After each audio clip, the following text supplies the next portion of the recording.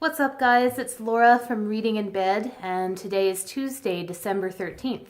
So we are going to reveal the 13th story in the Short Story Advent Calendar, and I'm doing these videos every day until Christmas. Thanks for coming back and joining us.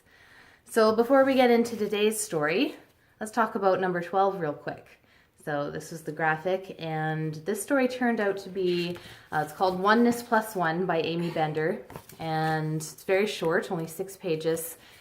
It was about a speck of dirt, as well as some other characters that were with it. A cat hair. A piece of lint. A piece of lint.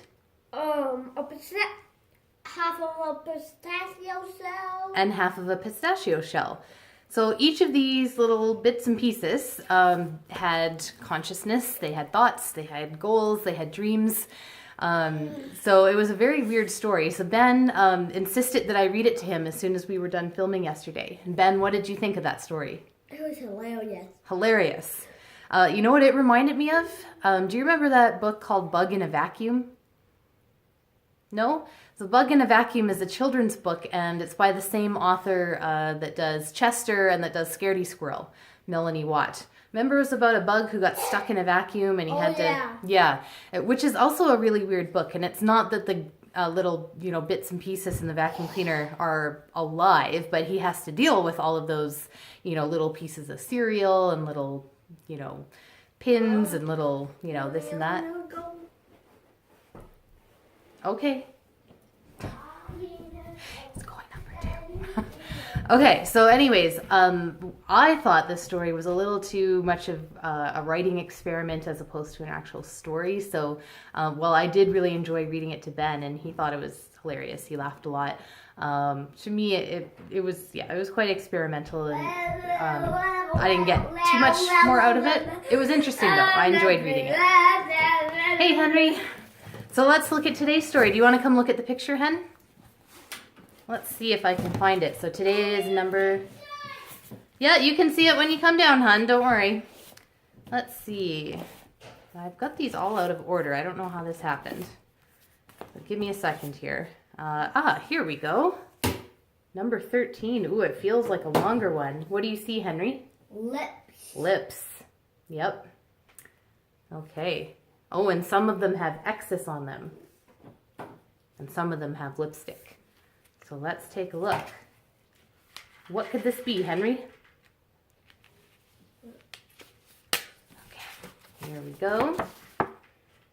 So number 13 is Obscure Objects by Carolyn Adderson. She is the author of 4 novels. Oh, including Ellen in Pieces. I've heard of that one. Who's Ellen?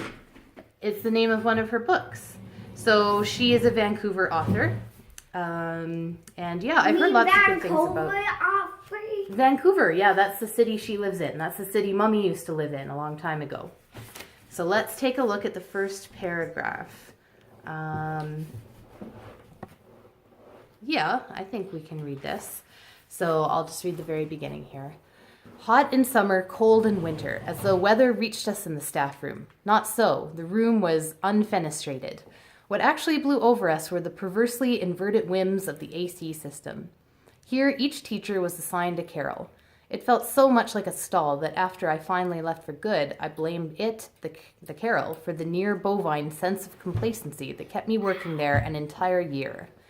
In the facing carol, tete-a-tete to me, though I couldn't see her when we were both seated, was a woman I'd known slightly in university, Janine. Janine with the memorable hair. Even her eyebrows and lashes and the fuzz on her arms was a deep bronze. Yet it was she who recognized me first.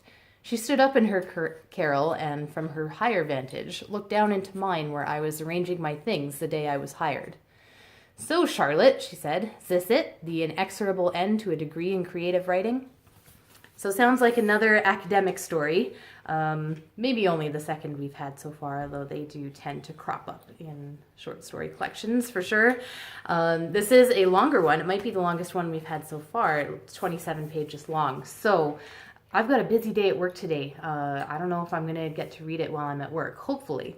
And I will report back tomorrow.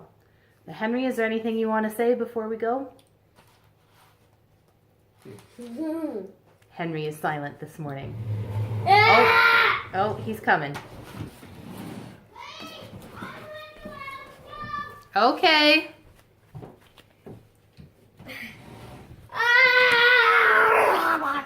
This is Henry's Advent calendar. The kids do have their own traditional Advent calendars, so.